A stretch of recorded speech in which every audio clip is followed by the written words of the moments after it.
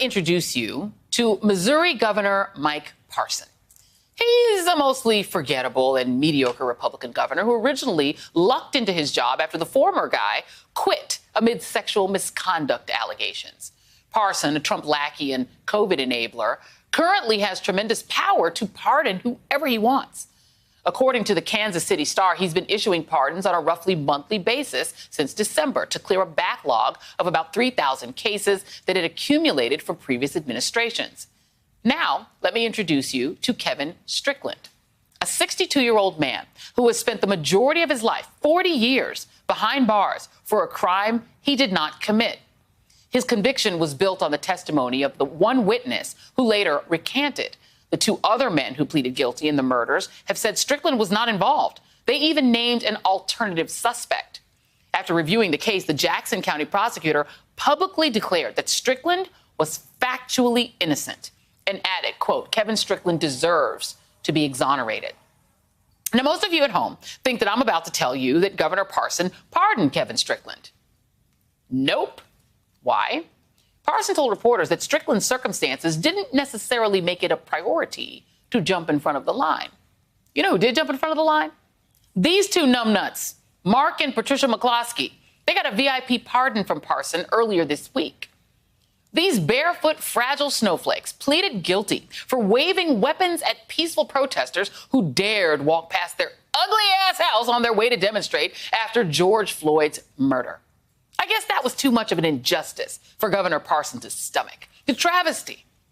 Meanwhile, an innocent black man remains locked up. I'm joined now by Tricia Rojo Bushnell, Executive Director of the Midwest Innocence Project, which is handling Mr. Strickland's case with international law firm Bryan Cave Leighton Paisner. Thank you so much for being here. And let me just go through the facts of the case, if you could. Just walk us through why Mr. Strickland is in prison. Yeah, so this case goes all the way back to 1978.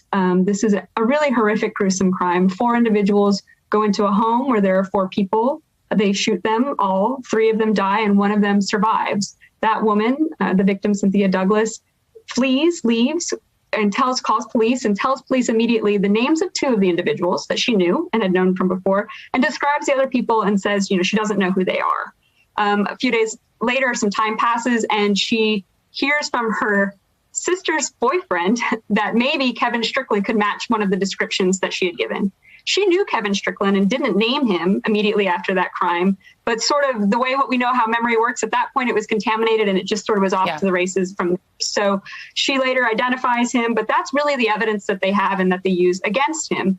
Fast forward just 4 months after Kevin's convicted at a trial, his co-defendant, Vincent Bell, who is one of the people the victim names as being one of the true perpetrators, has his plea hearing. And at his plea hearing, he's required to give in detail what happened at the crime. And he does. He says exactly what happens and names all 4 individuals who came in and committed the crime with him, including 2 people who had been previously unknown, and says Kevin Strickland is innocent.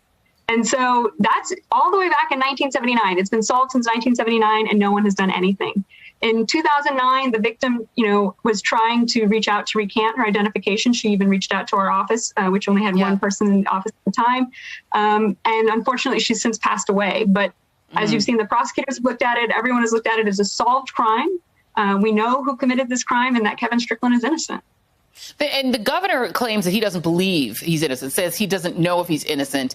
And he says he doesn't know. But the prosecutor, to be clear, the prosecutor says he's innocent, right? That's right. So not only did the prosecutor's office do a review, the prosecutor also asked for an independent review from the U.S. Attorney's Office of the Western District, also took the case to the Kansas City Board of Police Commissioners, who said that they wouldn't interfere with anything with his release. So, a number of different agencies have looked at this, and all of them agree that Kevin Strickland is innocent. What happens now? Is there a chance, now that he's been denied a pardon, is there any chance that he can still be released? Well, at any time, the governor could still pardon him, and we hope that he will. That is surely the fastest way, and that he wouldn't have to spend another day in prison. But currently, we have also filed what's called a petition for habeas corpus, which is saying he's being held unconstitutionally, and will you please release him. We have a hearing scheduled on that in November. It's complicated because also in Missouri, we don't know if innocence is a claim to get out of prison in Missouri unless you were sentenced to death. And Mr. Strickland wasn't sentenced to death. It's a crazy thing to say out loud, but that is our current state of the law in Missouri. But in this interim time, because another person in Missouri is also wrongfully convicted, and the prosecutor also agrees that he's wrongfully convicted, when that case with Lamar Johnson went all the way up and came back down after the Missouri Supreme Court at that time said prosecutors didn't have an ability to correct an injustice, the legislator passed a new law. And that law goes into effect at the end of this month on August 28th.